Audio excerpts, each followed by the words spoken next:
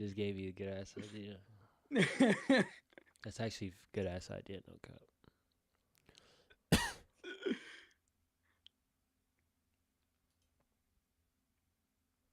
We're live on YouTube.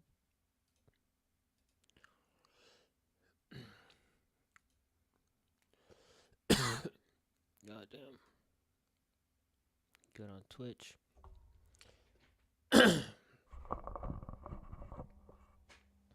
Goddamn, I have no energy for this shit. Alright, let's get into it. Start the first page.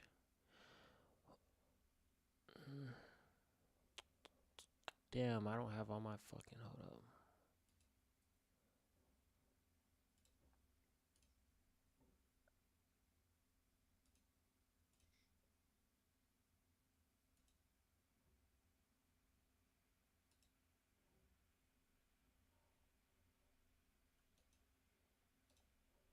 What the fuck? I didn't click that.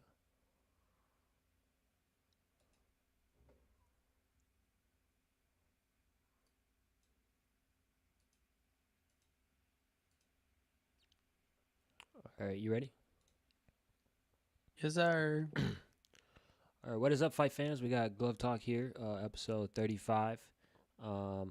Going over the Oliveira vs. Gamrot card and also giving our predictions for the upcoming Brandon Allen versus Rainer de Ritter card in Vancouver. And also, big fight announcements here. We got a couple big fights announcements for the end of the year that we'll get into at the end of the video as well. And just to let you guys know that these long podcasts will be cut up into shorter forms, like for our predictions for the RDR fight will be cut up into a short form video, and then the fight announcements will be cut up into a short form. So if you like the short form stuff, you can go and get those and check those out. So how you doing, Jose? How you doing tonight?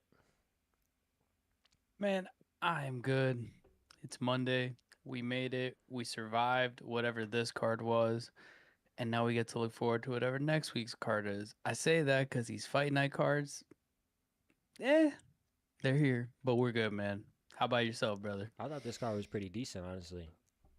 I didn't think this card It was that was. bad. It had some misses, but it was good. Yeah. Yeah, it It was started good. It slow, had but I some feel like misses, it but it was ended good. good. I feel Yeah, like it ended pretty for good. sure. So, here I'm gonna pull up the screen right here. Make sure I do it right this time.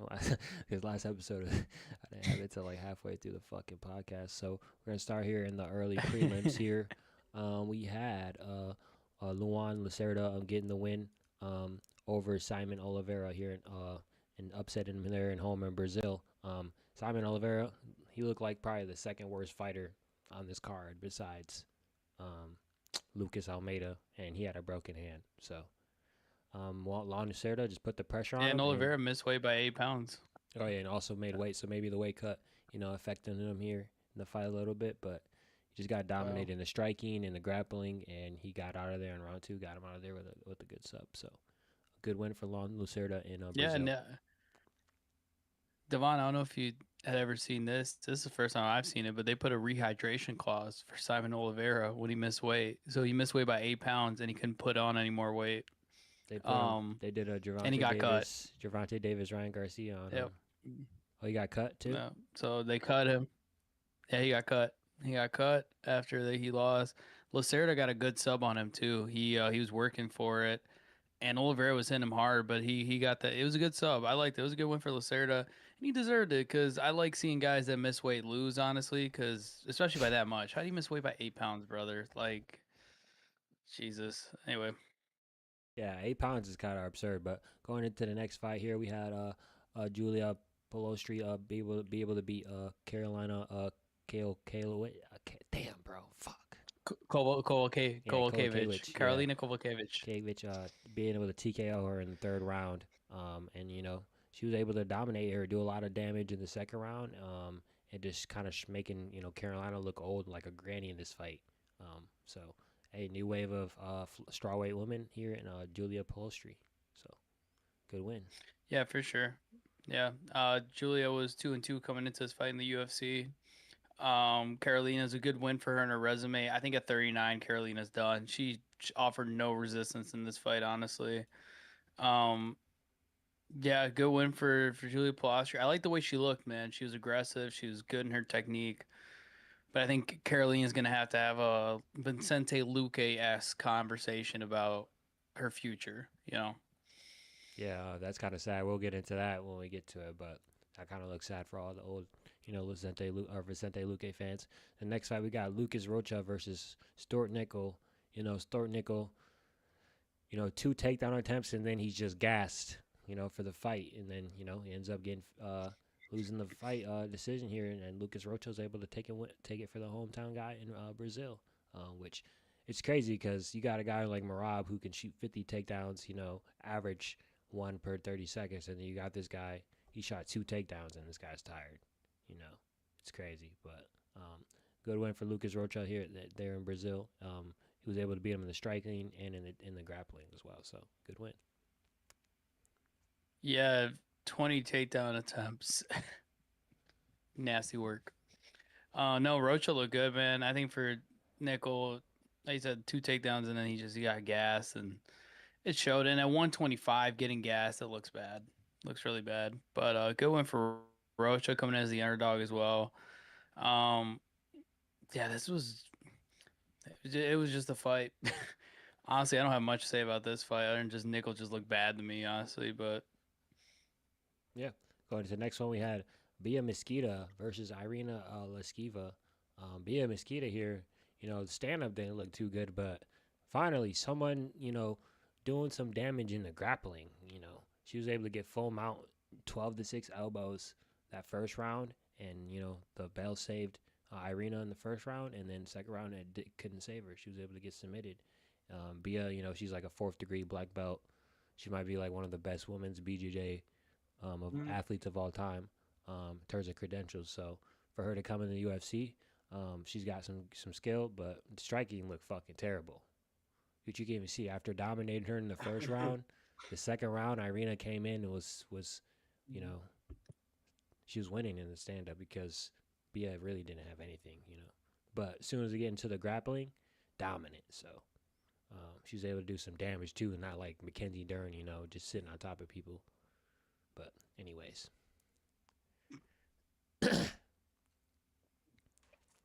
Oh yeah, I love I that. forgot. Oh yeah, this is Alexis Cell too. Oh yeah, and Irina, she was twerking before the fight too, man. She ain't twerk shit, bro. That was all back. That was looking like the Kville cheerleading squad, bro, back in 2017, bro. If anybody doesn't know, that's the high school we went to. But anyways, Yes, it was. Now, BM Mosquito, man, her debut. I mean, she looked good. She looked great in the grappling. But that's the problem, right? Her stand up didn't look good at all. I mean, it worked for Ronda Rousey in a different time period. I think in today's MMA, you have to have both, right? You have to have the grappling and some kind of a semblance of stand up. And Irina Leskiva, the Russian Ronda Rousey, they call her. I mean, she showed some bit of resistance on the feet. Speaking of Ronda Rousey, you think they're gonna try to get her on that White House card? Yes, I think like a Holly Holm, Ronda I don't think it'll be as Rousey. public as people. Yeah, that's one of the ones they've been throwing out there is like Connor Nate and then Holly and Ronda on that card. And Connor's suspended, bro. Connor's suspension runs out the week of the White House card. It's 18 months. It's a year. It's retroactive. Retroactive. Oh, I didn't know all that. Yeah. So that's the thing. Now that the testing is in house, the UFC determines their own suspensions. So the UFC suspended him retroactive for missing tests, and it runs out the week of the White House card. So realistically, he could fight on the card. That's funny. Yeah. So honestly, I think again, good one for Mosquito, but I think she's gonna get exposed when she fights someone that can strike, counter her grappling and strike. Yeah, absolutely. But I think the UFC wants to push her to the moon. So I'll be interested to see what they do in terms of next fight to do. And for Irina Alexieva, I mean, dude, Irina Alexieva, Ronda Rousey, White House card, Russia versus America, Russian Ronda versus Ronda. I mean, hey, let's make it happen. Going to the next fight, we had Vitor Petrino making his heavyweight debut versus Thomas Peterson, the guy you called the McDonald's worker. I'm sure that made him, happy to hear that. But if he even heard it, but Vitor Petrino was able to get the third round, knockout here after, pretty lackluster fight. Pretty much, Vitor Petrino, even looking like one of the more athletic heavyweights, still it was like a heavyweight fight, slop fest until the third round. He was able to put a combination, and his combination was able to land just because Thomas Peterson is a heavyweight with no technicality, so he gets a little tired and his hands were just down, and he just walked forward with his hands down and he got caught. So good combo, I guess. Shuffle hook, shuffle upper hook or upper hook to a hook, but uppercut to a hook. But I don't know, man. I still like him better at light heavyweight. But No. I guess if he wants to be a little lazy and be a little fat boy, I mean, he'll make it to the top 10 of the heavyweight for sure. But we'll see. I like the Marcin Tybura call out as well. So let's make it happen. Yeah, I think Tybura is the perfect fight for him to take now. Just kind of a guy that's a gatekeeper at the weight class. I'm not a big fan of him at heavyweight. I'm with you. I think he has some Junior Dos Santos to him where the boxing is clean-ish. Where I think Vitor, first off, I think he moved up way too quick. You see when guys move up from different weight classes, they can do it quicker because it's only like a 10-pound difference. But when you're going from 205 to fighting guys that are 265, right? You gotta go to like at least 235, 240. And that's a big difference on your body. Your body has to get used to carrying that much weight around constantly when you're moving, striking with it, this, that, whatever. I don't think Vitor Petrino gave himself that much time to do it, but either way, he got the win, man. The knockout was definitely a highlight reel. I'm looking at this right here because he went up to 250, which in that quick a time, that's not a John Jones gain. That's a lot of he decided to just eat. And he's 6'2". He's not big for heavyweight. I like the Tybura call out. I think Tybura is enough of a dud to be interesting to see if Petrino can pull it off. But other than the highlight reel knockout, it wasn't a good fight, dude. It was just not a good fight to watch. We'll see what he can do at heavyweight. I don't expect much. I think once he starts fighting the Derek Lewises and the Rogerio de Limas and all that, I think he'll start getting exposed. But it is what it is for now. I think they're gonna try to push him as a prospect again at heavyweight and see what happens. So I think he will be good at heavyweight because he's technical. So he's a technical striker. So he doesn't really put himself in that much danger. And then in heavyweight, none of those guys are really technical until you get to the top. So I think he'll be fine. Give him Derek Lewis. Yeah, he low key might. I don't know. Derek Lewis might be. I don't know. We'll see. Going to the next one, we got Rafael Filo versus Clayton Carpenter. Filo's the guy that we talked about it in the predictions. He had Muhammad Makayev and some trouble there in their fight. What the fuck? My bad. Sorry. You're good. But Clayton Carpenter, he's good. I mean, he looked technical, but I feel like Filo was just better at managing the range when they were striking. And then, when it came to the grappling, he was able to reverse with the Kimura. And then he was able to finish him, reverse position and then finish with the Kimura as well. So this guy's a dangerous guy. Kind of reminds me of like Paddy Pimblett, the way he manages range with the striking. And then he's got this dangerous submission threat. So a lot of resemblances, in my opinion. He's like the Brazilian Paddy in terms of fight style. He's not the craziest striker, but the way he fights at range, and then if you try to blitz in, he's got the submission game, to tag you with something and then submit you. So great win for Rafael Filo because Clayton Carpenter is not no joke, man. That guy looked good. He just, got outclassed, so good win. Yeah, shout out Pastor Rafael, man. Good win for him. I think that boy's going crazy. Pastor Rafael, man. No, seriously, he looked good, man. And Clayton Carpenter, like I said, is no joke. But you could tell Rafael Filo, for as good as he was managing the range, he was just smarter. He outsmarted Clayton Carpenter and put him in positions to compromise himself, especially in the grappling. Right. I liked it, dude. Especially at flyweight. Flyweight is a wide open division except for Pantoja. Right. It's Pantoja, and then everyone else. It's fair game to see who gets a title shot. Who moves up? I'm interested to see what they do with Rafael Filo. I mean, he's 32, trains out of Nova União, which was Jose Aldo's gym in Rio. I like it. Yeah, I like. I mean, obviously he's got that loss to Nascimento, the Makayev loss, but he did beat Odie Osborne, which makes him a winner in my book always. So no, and again, it was a good win. And again, he's big, 5'7" for flyweight is pretty big as well. I'm interested to see what they do with him. I don't know who they would give him at flyweight, but there's a lot of good fights you can make with a guy like that who has shown that he can Asakura. perform on the big. Asakura. Ooh, I like that. I like that. I think that's Sakura they were talking about. Sakura going up to bantamweight actually. Oh yeah, I forgot. Yeah, he is going to bantamweight. Yeah, yeah. I mean, shoot, Tim Elliott, Yeah, Ophelia. Why yeah, that not? would be a banger. Yeah, facts. Yeah, but either way, good fight. It was a fun fight to watch, and shout out him, and he's a pastor and a full-time mixed martial artist, which respect. I don't know how you find times for that, but respect. Yeah. Going to the next one, we had Lucas Almeida versus Michael Ashfield Jr. Shout out to Michael Ashfield Jr. for leaking the Pantoja versus Joshua Van um, card. And Lucas Almeida, I don't know what he was able to fight. Everybody seen it in the weigh-ins and stuff like that. He had a fucking swollen right hand, a broken right hand. Fought with the broken right hand, didn't throw one right hand, and looked terrible. Probably looked like the worst fighter on the card. And it kind of showed, but honestly, even with being that compromised, honestly, Ashfield didn't really. He must have no power because he hit him with so many shots, and Almeida was still there. And if Almeida had a good hand, I feel like he probably would have been able to win this fight. But tough one going out like that. You seen him. His wife came in the cage, was holding his arm, his wrist. She was trying to she was timid with his hand as well, so that kind of confirmed the hand thing as well. Um, Good one for Ashfield Jr. I know he trains with Joshua Van, but I mean he's good, but he had good hands, but obviously he didn't have any power. He doesn't have any power because he landed so many fight-ending shots, and it just felt like it took too many to get him out of there. I don't know. What do you think about that? I mean, I agree, and I think a lot of people have asked like with Almeida, why did Almeida keep fighting?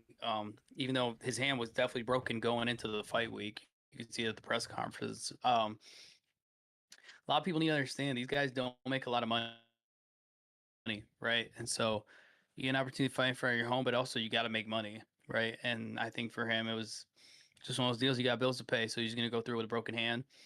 Fought valiantly with the broken hand, honestly. It shocked me how much Aswell had to lay into him to put him out. Like he hit him a bunch, and he still wasn't out cold by the end of it. So, I mean, Aswell, it's hit or miss. His record looks good. He's 11-3, but the losses, I think it was Grad was one of them, and then Oki was the other one, and then Oki got gassed just a couple weeks ago on the Paris card. It doesn't do much for me. Michael Aswell, I still got a lot of questions. I know he trains with Joshua Van, like you said, but I got a lot of questions. And being a guy with one hand, and I won't say barely, but like it wasn't convincing to me, in my opinion. I know people say, oh, the knockout, but it's like the Vitor Petrino thing. Yeah, you knocked the guy out, but I still got a lot of questions about you at that weight class. That type of deal. So Yeah. and for Almeida, man, it sucks going into a fight, compromise like that, going into it legitimately. I know a lot of guys will lose, and then like Ankalaev said he broke his rib before the Pereira fight and this, that, whatever. Like, no, like he came into this actually injured. So credit to him for going through with it, man. It was a decent watch. That was a decent watch, I guess. Yeah, honestly, Michael Ashfield, just looking at him, honestly, I already know how he smells. I've been in the gym with a couple How's he motherfuckers. smell? You already know how these motherfuckers smell in the gym, bro. How's I he don't know. smell, bro? Like you already know, like these niggas in the MMA gym that look like him, they got a distinct smell. I don't know what it is. Like they don't shower? It's not like a shower. It's like a weird. If you're in an MMA gym, you know what it smells like. I don't know what it smells like. The Yeah, inside I of know. a glove or some shit. I know what his gi smells like for sure. I know his gi is definitely stained. I know Yeah, that much. yeah. His keys first. Yeah, he's got. He's on one of those gis where the white belt looks like it got dipped Yeah, in that's coffee. what it is. He Yeah, smells like a yeah. stained gi. Yeah, facts. That's what the smell is. That's a good comparison. Oh, So Lord. going to the main event, or not the main card, we had Ricardo Ramos getting submitted by Con Offley. Con Offley, underdog here, Australian guy, able to come in with Brazil, upset the hometown guy Ricardo Ramos, who I mean he's not the best fighter, but he's not trash. So it's a good win. He was able to dominate in the grappling. Ricardo Ramos was threatening, a couple leg locks, couple leg submissions, but once he got out of that, hopefully he was able to dominate and then get the submission. So good win for Ken Offley against Ricardo Ramos. Yeah, going for Khan Offley, man, and to take the back like that, standing and Oh wait, I gotta. finish Oh it. wait, never mind. Hold up. This is actually. Let's talk about this. Homie grabbed the cage like 5 times. I forgot about this. He grabbed the cage like 5 times to get out of the leg submissions. Yeah, but here's the thing with MMA, brother. Unless the ref actually takes a point, go ahead and cheat. Because they don't call Yeah, anything anymore now. They're just like, it is a cage fight. look at the cage. Right. And it's like until they start taking points away from people legitimately, it's like, I mean, they gave Song go ahead. Yudong the win over Henry Cejudo, which is like crazy. But Yeah. I mean, yeah, we've seen it plenty of times with guys just grabbing the cage, Islam Makhachev, all these guys. Islam Makhachev against Volk, Connor versus Habib, like you can keep going on and on. So it's like, I don't know, man. For me, it wasn't that big of a deal, just because the way Ramos got submitted at the end too. It's like, dude, you can't let a guy backpack you like that. Like, Australian guy, and you're the Brazilian. But hey, yeah, facts. going to the next one, we had Jonata Denise versus Mario Pinto, and Mario Pinto, looking very good in this fight, dominating in the grappling, and maybe making himself look like a contender. Another guy, actually like an athletic heavyweight here, not just a slop fest, not just a fat light heavyweight. A guy who's actually a heavyweight, who's in shape, and he dominated in the grappling the whole fight. So, and then he was able to get the TKO. So, good win for Mario Pinto, and I think this guy is going to be a top 10 guy in the future. He's good, man. He's well rounded. He's got the grappling as well, man. So, I think he's going to be a real contender. So. I like him a lot, man. Denise looked Like, what other heavyweights transitioning from a Kimura to an armbar, to mount, Charlton Almeida probably. Yeah, That's about it. And he's like a light heavyweight who's just fucking huge. Yeah. So, I like Pinto because for how big Pinto is, I mean, he dominated Denise. Denise looked awful at this fight. But Pinto looked really good, man, really technical. Just really well based. For a heavyweight, it's kind of shocking to see a heavyweight that can grapple this well. But I like him a lot, and I like he's got a good personality to him too as well. I'm interested to see what they do with him. I really am. I think he can do something at heavyweight. A lot of good fights you can make with him. oh, my for boy. sure. And my boy you know what? Alvin sent the chat. He said, "How do you think the popularity of the UFC will change when the pay-per-view is over?" It could grow. Bigger. It could grow, but also, it could also backfire a little bit. It could get to where it could like they're gonna pump so much volume out to where they dilute the product. So like the NBA, the NBA is trash now because they just have so many games, so much going on that they just dilute the product. So Yeah, I think it all depends. I think it being on CBS is going to be good because it mainstreams it. The problem the UFC has, which a lot of sports leagues, including the NBA you just mentioned, have, is they don't market their players right. Same thing with the UFC. The UFC doesn't market their fighters right anymore. It used to. I mean, Connor, John Jones, Anderson Silva, Chuck Liddell, like guys that were marketed, but they were bigger than the brand. They could have left the UFC and still made millions. They just right? expect them to market themselves, now. Yeah, and it's like now you don't have guys that could leave the UFC and make millions outside of a Francis Ngannou, who was like the rare exception today. Even Poatan maybe is one, but that's because Poatan bigger than life. It wasn't anything the UFC did. It's just he Poatan. I don't think Potan's highest pay-per-views is probably like 800K though. It's not even right, and that's the problem now where they don't market these guys. Like for example, they got Ilya Topuria in the palm of their hand right now, and Dana refuses to make the Spain card.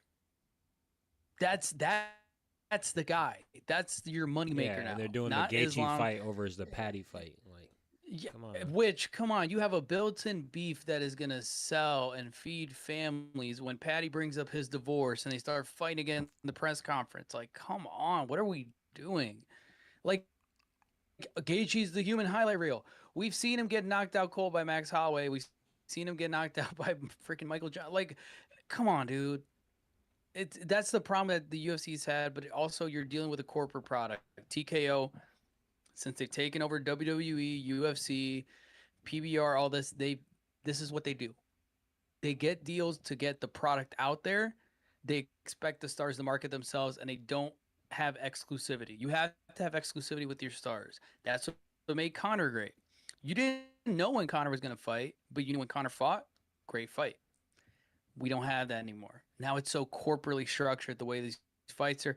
I'm hoping with the Paramount deal, Dana has less control, and guys like Mark Shapiro and Hunter and Sean will make more of the calls and start marketing these guys better, man.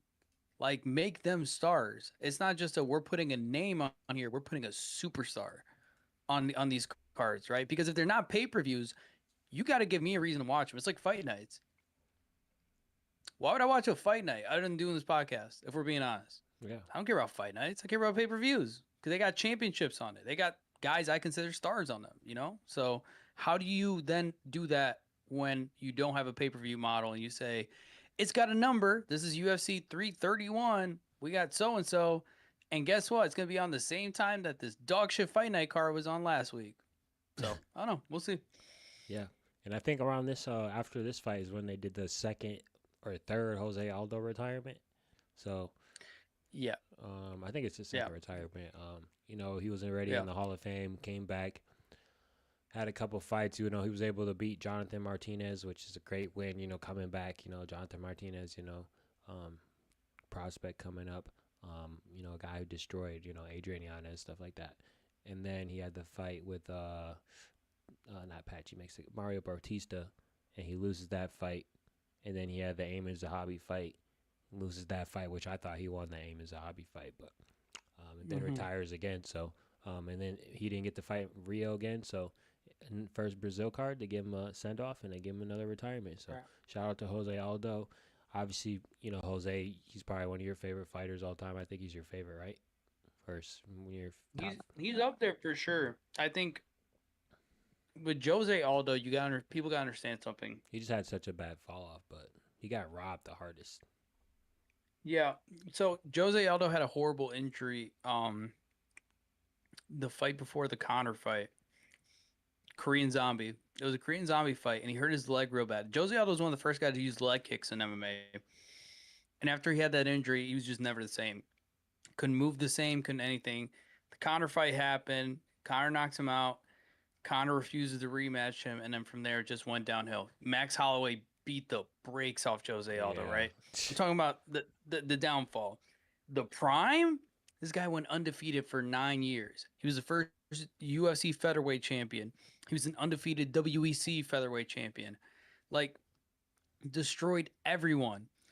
Everyone. Chad Mendes, Korean Zombie, Mike Brown. Like, and it wasn't just that, it was the way Jose Aldo did it. The leg kicks, the flying knees, the jiu-jitsu was on point. He was such a lovable fighter, right? And it's a shame because when Conor came around, he just it killed the view on Jose Aldo for the rest of his career. It's kind of like a BJ Penn.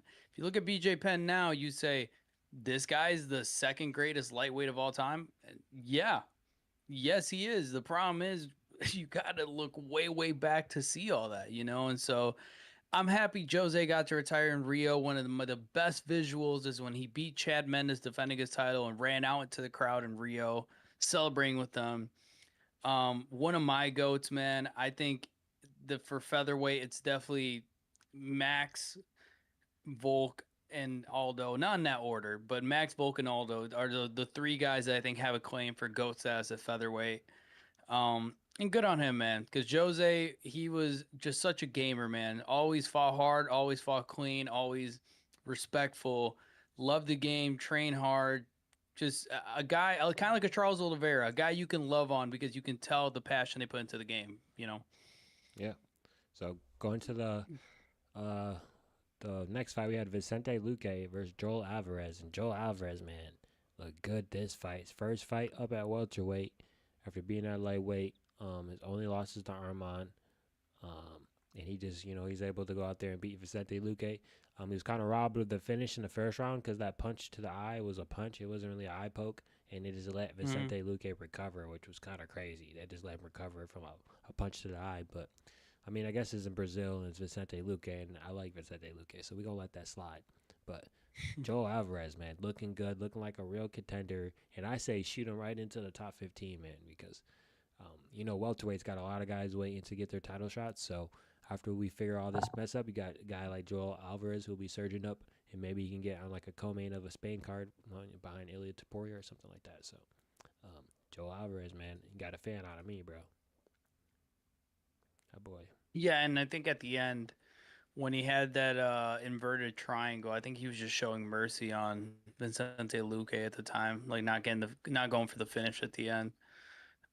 Which is respectful. I mean, Vicente Luque had been talking about he had some brain scan issues come up and everything, and for him to get pounded, pause the way he did was like it was sad to watch. And I think he had told Henry Hoof in between rounds 2 and 3 that he didn't feel good about going like keeping on fighting or whatever, and then he kept fighting. I think he's got to have a hard conversation, Vicente Luque, about maybe it's time to walk away. Right? He's just it was bad, dude. It was so bad. But all credit to Joel Alvarez, man. He looked really good at welterweight. He looks quick for a welterweight. The power is carrying the welterweight. He's got the I think lightweight 55 was a technicality. bad. Yes, and I think the weight cut was bad for him at 55. I'm interested to see what they do. A lot of good fights. Welterweight is one of probably the deepest division right now in the UFC in terms of contenders. Oh, 100%. Got a lot of good fights you can make it. A lot of good fights you can make a guy with like Joel Alvarez, and I think you have to start shooting him up to the top, Michael right? Give him a Morales. fight. Michael Morales, Joel Ooh, Alvarez. That'd be a fucking I'm banger. hard right now. I'm hard right You now. seen they were trying to make Wow. Michael Morales? I think they're trying to make Michael Morales Sean Brady though. Yeah, yeah, because Ian Gary's a pussy. Maybe give him But yeah, Usman. anyway. Nah, Usman might be a little too early for Joel Alvarez. But maybe Yeah, Buckley. no. He could beat Buckley. He could beat Buckley. Buckley and Alvarez, I think would be a good Or fight. Covington. Sure. But Covington was not gonna accept that fight. Spain, you're a dump. Here's what I hope. I pray Bilal beats Ian Gary and Ian Gary's forced to take that Covington fight, bro. I just want to see it. But anyways, going to the co-main, we had Davison Figueiredo able to win I don't know, split decision over Montel Jackson. I've watched a couple of the MMA other YouTubers' opinions. I guess some people were thinking Montel Jackson won this fight. I don't know. I didn't see Montel I Jackson don't do know how. anything. I don't know how. I didn't see him do anything. But looking at the numbers here, I guess this is like a shit fight. This was one of the worst fights of the year, honestly, in my opinion. But I agree. I don't know. I just think, honestly, that training I think Figueiredo did with Cejudo to beat Moreno with the wrestling, because he when he gets a body lock and does an inside trip, it looks just like Cejudo with his takedowns. Yep. That's gonna do so much help for Figueiredo here at this weight division, where he has to use the grappling a lot more because he's not just a hammer, one punch knockout power at this weight division. He's kind of like the guy that's, especially once he gets to the top of the division. I mean, Montel Jackson's 15 and he had a be smart with Montel Jackson. He wasn't really the main power in the cage. So, but good win out of Figueiredo. I don't know. I don't see how people thought Montel Jackson. I didn't see Montel Jackson land or do anything. He was all 1-2s, fast 1-2s. Well, no, just one, bro. It was just jabs. That's the part that pissed me off. He wasn't throwing those he straights threw behind it. 1-2s, bro. No, he was. If he threw more jabs, he would have won the fight. I think he needed more jabs. He was just throwing 1-2s. But that's the thing. He threw the jabs with nothing behind him, though. That's the problem. Like, because they even said on the commentary, and I agree. They're like, if he jabs more, you just said if he jabs more. I'm like, I agree. If he jabs more, he thought just because he was fast that he was gonna be the win just off 1-2s. Like, dude, we get it. You have hands the size of Francis Ngannou. And he cool. threw no kicks in a mixed martial arts fights, And then when he did go for one takedown, he did get it easy as hell. So I'm like, why the fuck you not do any grappling against Figueiredo as well? Dude, and when he threw the leg kicks, it hurt Figueiredo. Figueiredo switched stances every time Montel Jackson threw leg kicks, he just stopped throwing leg kicks. I'm like, Yeah. you're obviously cracking his bad knee. Keep throwing the kick. Nope, I'm just gonna stand there and point. Like it wasn't even point fighting. He was just scared. Like he was just scared of the takedown, which Yeah, I can't think of one round where I thought Montel Jackson won. Maybe the third round, but split decision, in my opinion, was yeah. crazy. I thought Figueredo won every round. Whoever gave that fight to Montel Jackson, stop watching the sport. MMA guru. Seriously. That's my dad, so I'll let it slide. I'll let it slide.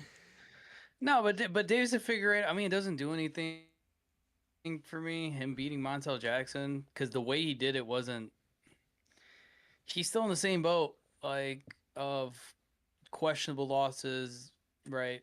Um, I don't know, man. Then he said he wanted Jose Aldo or Poatan next. I'm like, all right, bro, cool, whatever. That's another guy. I don't know what you're gonna do with a Davison Figueredo. He's getting older and his speed's gone. That's what scared me. His hands suck now. He used to be so good and quick in the striking.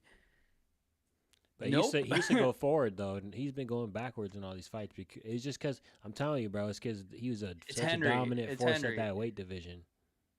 No, and he's doing the Henry shit where he's doing the karate stance and going side to side as he goes backwards. I'm like, Yeah, but it's also that's not he's also Davison. not as powerful at this division. Like, you know, Yeah, he can't weight bully. That's the problem. like He he's can't getting weight bully anymore. like if he stood and banged in Max Holloway with Montel Jackson would have came out of that on top. Montel Jackson, he's ranked 15, so that shows he's kind of undersized at this weight division, which is weird, but because he's so big at the lower weight division. But I really think he needs to go back down and take Pantoja on. Honestly, it's a free title shot. You know, who else? I agree. Because they're not doing Marab Pantoja. Apparently, that's the fight we all want, but I guess not gonna happen. So, going to the main event, we had Charles do Bronx Oliveira able to dominate the Predator and submit Mateos Gamrot on short notice. It was supposed to be Fiziev, but came in on 3 weeks' notice, and he was just able to walk him down. He had Gamrot going backwards, which I think was the reason he won this fight, because Gamrot's used to, coming forward and shooting a bunch of takedowns, but you can't really do that when you're going forward trying to survive the whole fight, So, perfect game plan out of Oliveira and perfect bounce back after the Ilia Topuria knockout. And I think give him the call out, give him Max Holloway, or if you don't do that, do the Paddy Pimblett versus Oliveira fight. That's the fight I want. I want Oliveira Paddy Pimblett, but if not, Max Holloway is good too. But I just think Max Holloway might piece up Oliveira. Yeah. But we'll see.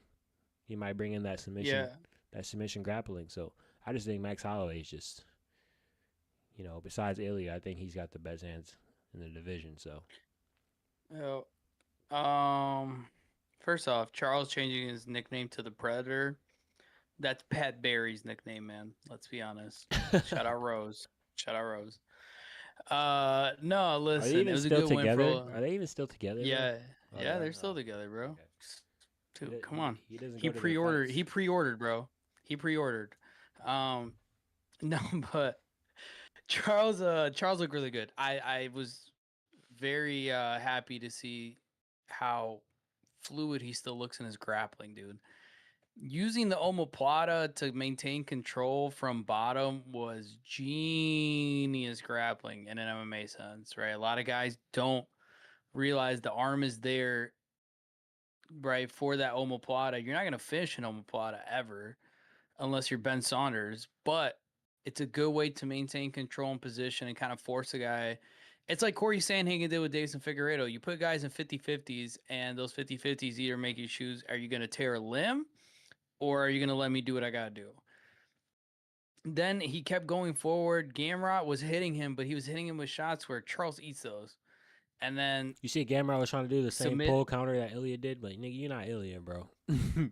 No, yeah, exactly. And then Charles submitted him, got in the crowd, celebrated at home. It was a great win, a great visual to see as well, honestly. Arman Tsarukyan, you're a bitch. I can say that very proudly. You are a complete bitch, bro. Because Arman refused to fight Gamrot on short notice.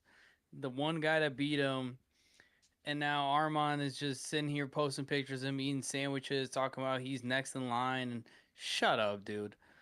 I'm sick of Arman Sarukian, and then and I feel bad for Gamrot because he took a chance, and now Gamrot's gonna have to start over again. But it's like Arman's a bitch, dude. I'm just gonna be honest, and I want to see Patty Charles. I'm with you because Max was talking about it. Max's hand is still messed up. It's getting better. Max said he has about 3 to 4 months still left of recovery, so I don't think that fight's gonna be there. But I do like Patty versus Charles for sure. And then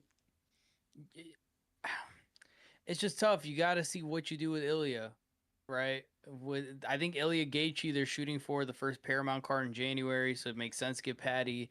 Charles, you expect Patty to beat Charles, or at least the UFC does, and then you can set up Ilya versus Patty, let's say International Fight Week, right around those times. So I don't know, man. We'll see a lot of interesting things they can do.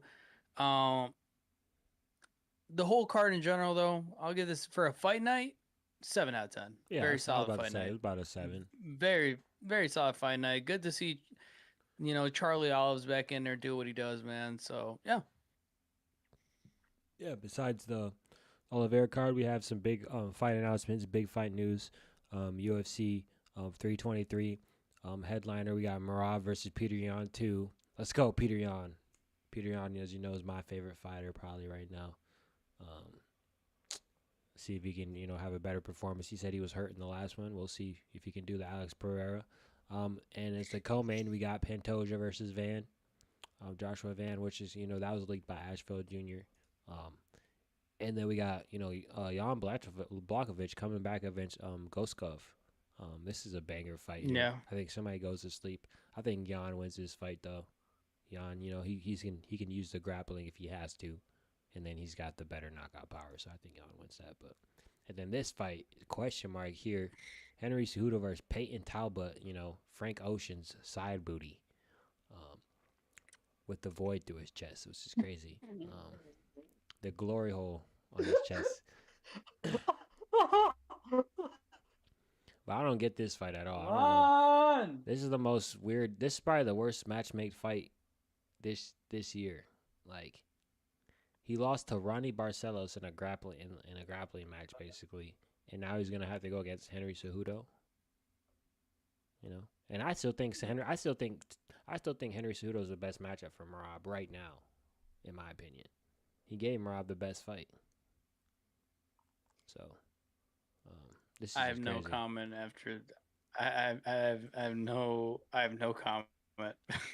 He got the fucking The side booty comment took me out, bro.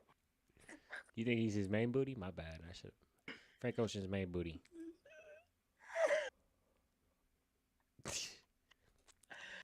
And then another fight they're thinking that's going to be on that 322 card is Miranda Moreno versus Tatsuro Taira. What you think about that one? I like that. I actually do like that. It's a great fight for both of them. I think especially for Tyra, kind of, we get to test out and see a champion, right? Can you beat a guy that is kind of gatekeeping the top of the top, Because we're looking for contenders for Pantoja. We got Manel Kopp and Brandon Royval in December as well. So I'm like, yeah, but Brandon Moreno is so fucking annoying because he can't be a Pantoja, but he could beat every single body else. He could beat every single body else. Which is fucking. I think he could beat Pantoja if he fought the same way he fought Figueiredo the first fight, but that was a lot of damage. So. No, I agree. And then I guess we're gonna go into our predictions for the. Might as well do that now for the Ritter versus Allen card, coming up in Vancouver this week. Great card, but supposed to be Fluffy Hernandez. Obviously, Fluffy got hurt, so rescheduled. And I think this is low key. I've been thinking about it. This is low key a really tough matchup for RDR.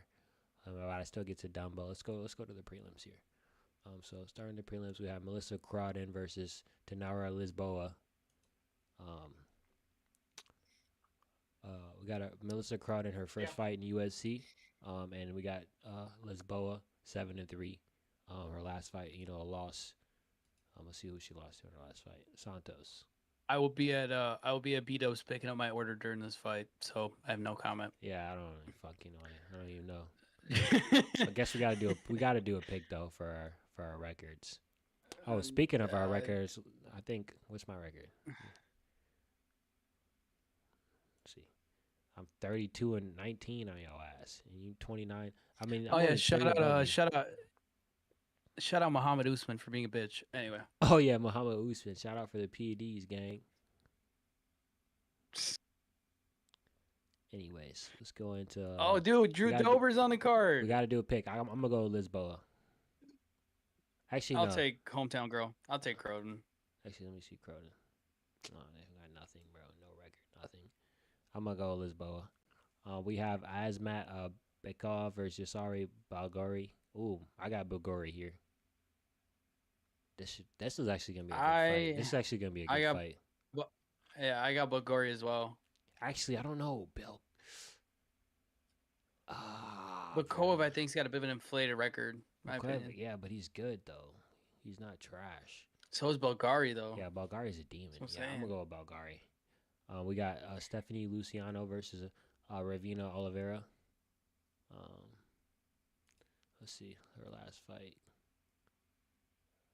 Oh, she lost to Lisboa. Her last fight. And Stephanie.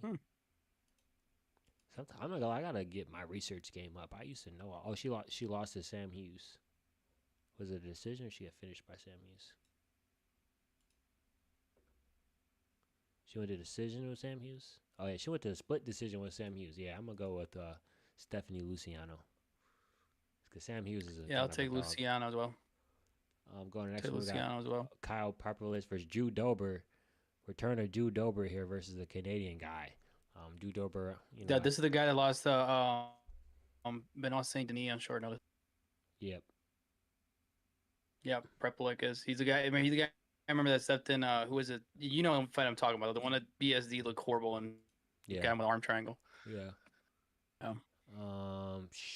Drew Dober though, he had a lot of damage in that fucking Noche FC card with that Mexican guy. He got fucked up, and he's got it. Honestly, Drew Dober gets damage in all his fights. Drew Dober but he's this also generation's cowboy. No, God, no. No, he doesn't knock out guys like Cowboy or look cool doing it. He is the cutest guy on the card, though. But oh, I forgot he fought Gene Silva. Yeah. Yeah, he's got. Yeah. I'm gonna go with Drew Dober here. I'm gonna go with Drew Dober here. I don't trust. I'll take Drew Dober. I don't trust the Canadian's chin. Yeah, I back up the mega chin every time, man, for sure. Yeah, homie look like the Crimson Chin. We got Danny Barlow versus Jordan Santos. I'm gonna go with Danny Barlow here. Even though he lost in his last fight.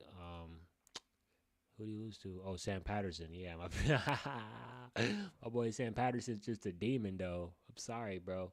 And then we got Santos. In his last fight, he lost to Diaz. So, I'm gonna go with I got Danny Barlow here. Sorry, bro. Sam Patterson just got the touch apparently.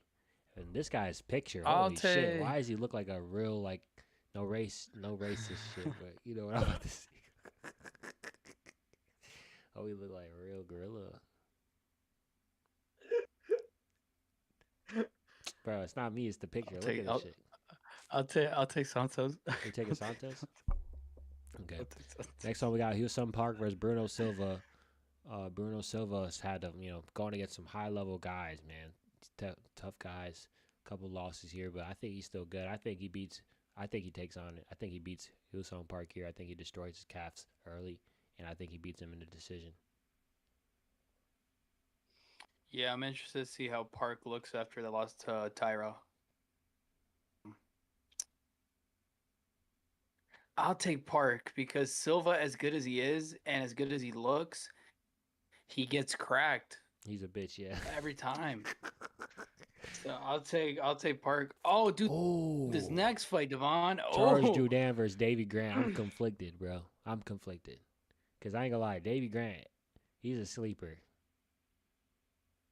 He's a sleeper, but he is getting fucking old though. I ain't gonna lie.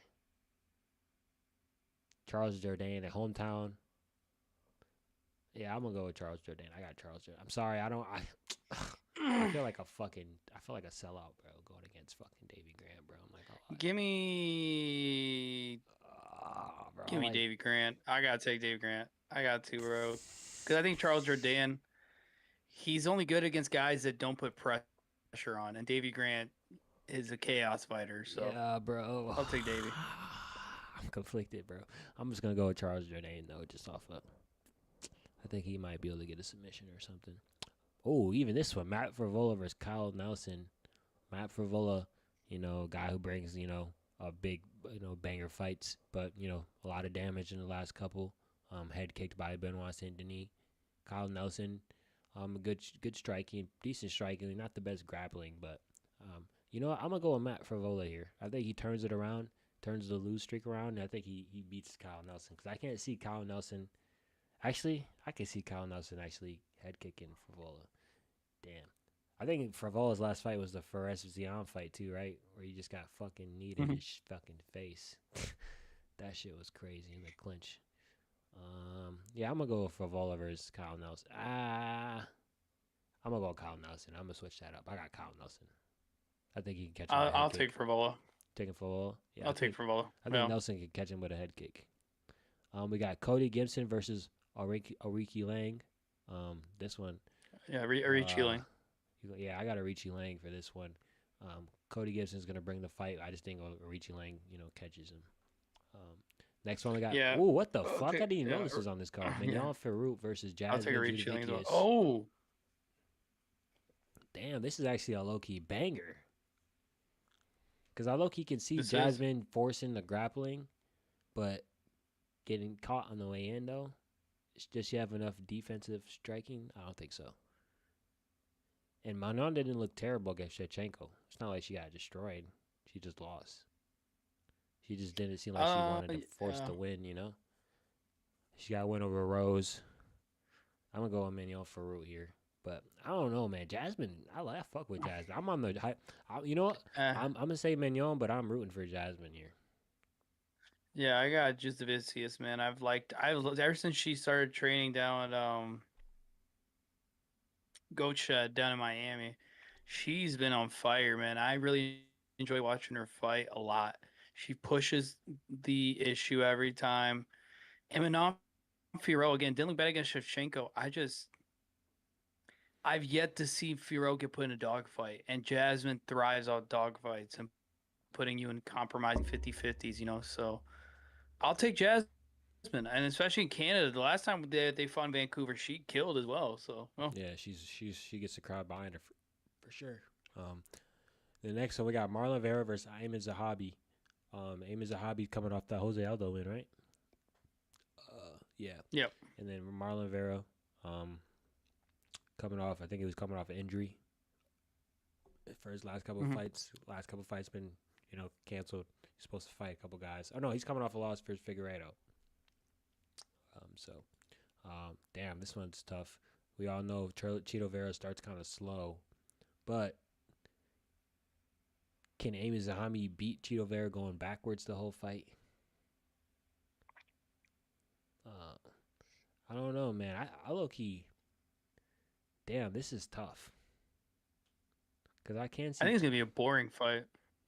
Yeah, he's gonna be running from Chito, and I know Chito doesn't really cut people off. He kind of just chases you the whole time. I don't want to go again. I don't want to fuck Cheeto by point fight. Think Cheeto? Yeah, Cheeto by point fight. I think Ayman Zahabi by point fight.